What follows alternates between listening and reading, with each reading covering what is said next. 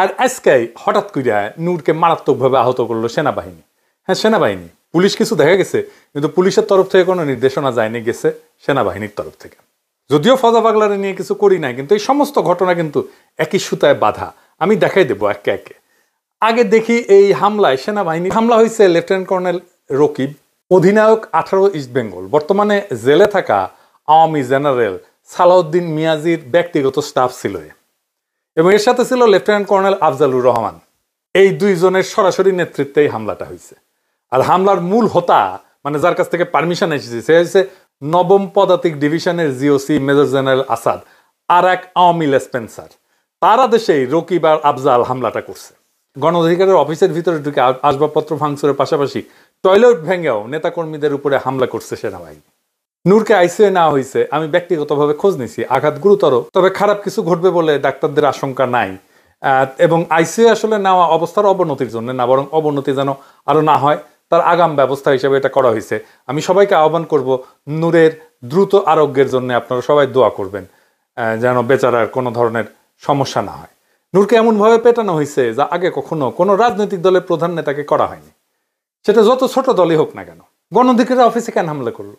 পেটানোর পরে জুলাই আন্দোলনের পক্ষের একটা রাজনৈতিক দলের অফিসে আর্মির হামলা এই প্রথম। কেন করলো এটা আমরা মিলাই দেখবো। এখন প্রশ্ন হইতেছে যে কেন হইল। বিশেষ করে নূর যখন ওয়াকারের পক্ষে সবসময় দাঁড়াইছে, আর্মির পক্ষে দাঁড়াইছে সবসময়, হাসনাতের সাথে যখন ওয়াকারে সে বিতর্ক হইল না, নূর ওয়াকারের স্পোক্সম্যান হয়ে উঠলো। সে কইল ওয়াকারের ডাকে যায় নাই, ছাত্র নেতারা নিজে নিজেই গেছে।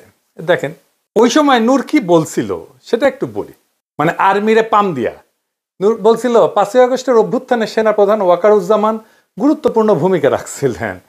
90 স্বৈরাচার এরশাদকে যেভাবে তৎকালীন সেনাপ্রধান নুরুদ্দিন খান জানাই দিয়েছিলেন, মিস্টার প্রেসিডেন্ট আপনাকে ক্ষমতা ছাড়তেই হবে, বর্তমান সেনাপ্রধান ওয়াকারুজ্জামানও কিন্তু শেখ হাসিনার আত্মীয় হইয়াও তাকে 4ই আগস্ট জানাই দিয়েছিলেন প্রধানমন্ত্রী আপনাকে ক্ষমতা ছাড়তে হবে।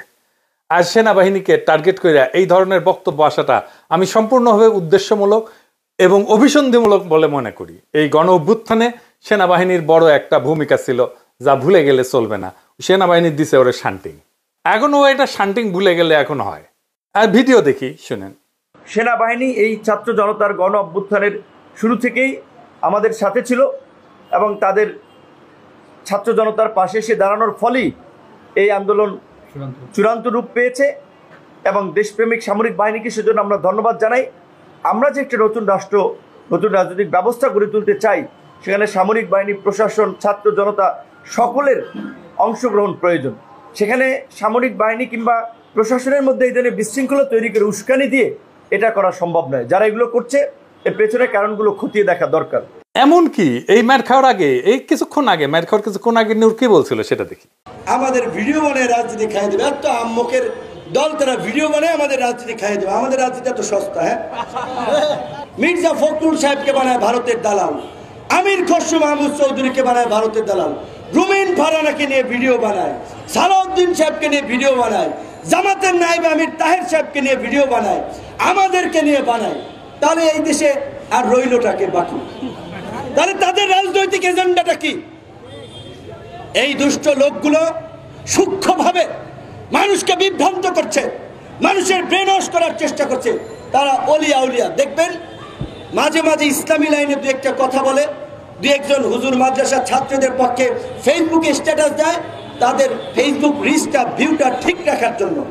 তারপরে ওই ভিডিও বানিয়ে সেদিন নাকি শুনেছি ওয়ালটনের কাছে পাঠিয়েছে। এই যে নতুন আরেকটা টাউট দোকান খুলেছে বাংলা এডিশন নামে, সে চালায় নিউ ইয়র্কে উবার, সে এখানে 1-1.5 কোটি টাকা খরচ করে আপনার লা মেরিডিয়ান হোটেল, লা মেরিডিয়ান 5 স্টারে বাংলা এডিশন নামে ধান্দাবাজির নতুন দোকান খুলেছে।